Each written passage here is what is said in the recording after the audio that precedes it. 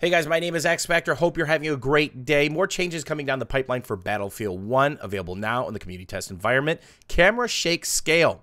It's a slider available under the Gameplay Advanced options. It's defaulted at 80% the first time you update the community test environment on PC. You can turn it all the way back up to 100%, all the way down to 30%. So what is it exactly? It's the Screen Shake slider. More than likely defaulted at 100% in the vanilla live environment that you're playing right now. But it is tweakable. I'm going to crank it all the way down to 30%.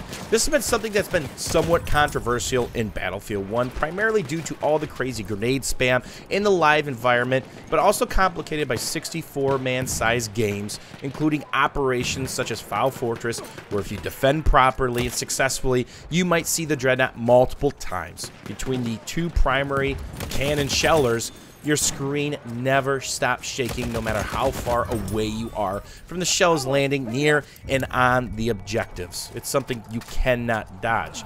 So this, in my eyes, is something extremely welcome. And instead of DICE painting a broad stroke of change to this, decreasing it at set value, they're leaving it up to you and your preferences. If you love Battlefield 1 for the immersion, all the sights and the sounds, and of course, all the feedback that you get visually from things going boom, you can keep that thing cranked up.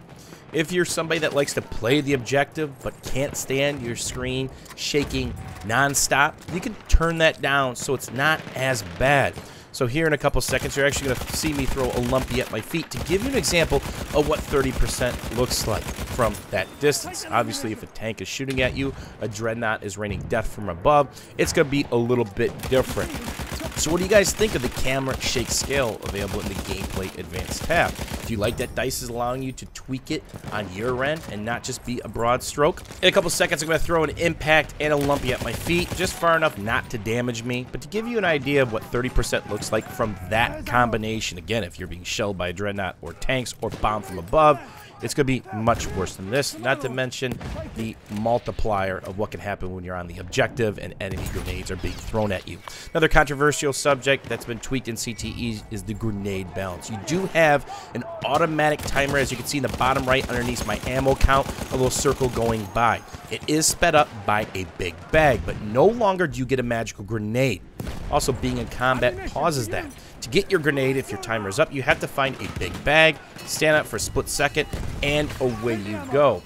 Another thing that's also changed is the bridges now allow horses underneath them. You could go on a rampage on Nivelle Nights, kill 3-4 people, see a bridge, have to dismount, and more than likely get gibbed in that process. They've also added more space for the frontlines game mode, which is one of my favorites, and a timer is back. The question is, I joined this super late. Is it a 45-minute timer? Is it 30?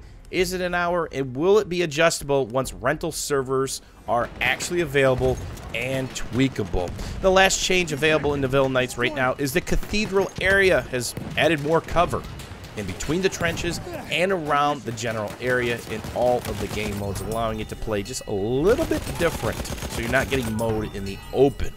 What do you guys think of the Camera Shake Scale? Some of these changes available on CTE right now.